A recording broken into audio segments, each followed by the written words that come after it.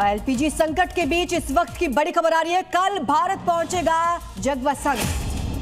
आपको बता दें ये कांडला बंदरगाह जगवसन पहुंचने वाला है। पाइन गैस भी भारत की तरफ से यहां पर बढ़ गया है। भारतीय जहाजों ने हॉर्मुज को पार कर लिया है।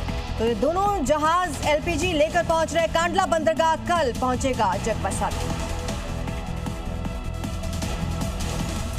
और अब खबर केरल के कोझिकोड से है, जहां एक जबरदस्त सड़क हादसा हो गया है। इसमें एक तेज रफ्तार बस सड़क छोड़ एक घर की तरफ दौड़ पड़ी और दीवार तोड़कर घर में जा घुसी। हालांकि इस पूरे हादसे में लोगों को मामूली चोट आई है, लेकिन हादसे की तस्वीर बहुत डरा देने वाली है, जिसमें स्टेट ट्रांसपोर्ट की बस एक सीधे दीवार से टकरा जाती है। हालांकि कुछ देर के लिए तो घर वालों को पता ही नहीं चलता कि हुआ क्या, क्योंकि हादसे के बाद चारों ओर धूल फैल गई। कुछ देर के बाद जब धूल का बादल छटा तो पता चला कि बस एक दीवार पार करके घर में आ घुसी है।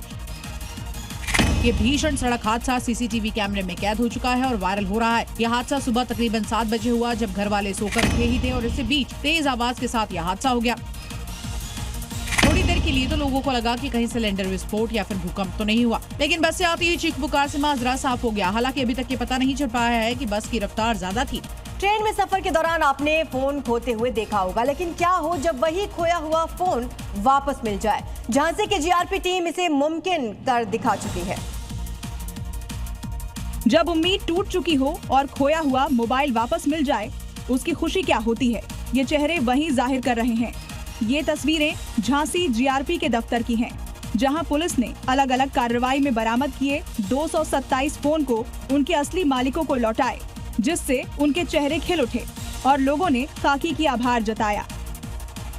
सर्विलांस की सटीक घेराबंदी और पुलिस की मुस्तैदी का ही नतीजा है कि 27 लाख रुपए से ज्यादा की कीमत के ये मोबाइल बरामद किए।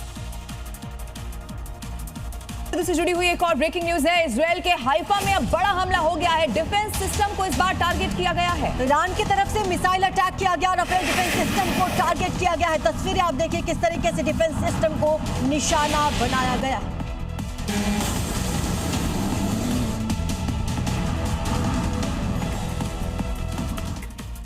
अब जहां एक तरफ डोनाल्ड ट्रंप ईरान से हाफ सीजफायर की बात करते हुए नजर आ रहे हैं, 5 दिनों तक ईरान के एनर्जी ठिकानों पर हमले नहीं करने की बात कह रहे हैं, तो दूसरी तरफ इजरायल के ईरान और लेबनान पर लगातार हमले जारी हैं। तो क्या अब नेतन्याहू ट्रंप की भी सुन नहीं रहे हैं क्या? ये बड़ा सवाल है। नेतन्याहू फिलहाल ईरान के खिलाफ युद्ध में रुकने के मूड में नहीं है। उन्होंने साफ कर दिया है कि ईरान और लेबनान पर उनके हमले इसी तरह से जारी रहेंगे। यानी कि ईरान के खिलाफ युद्ध शुरू करने वाले अमेरिका और इजरायल की राहें अलग अलग होती नजर आ रही हैं। जहां एक तरफ ट्रंप हाफ सीजफायर की बात कर रहे हैं, तो दूसरी तरफ नेतन्याहू इस युद्ध में कोई ब्रेक नहीं लेना चाहते। नेतन्याहू ईरान और हिजबुल्लाह को वो संभलने का कोई चांस नहीं देना चाहते।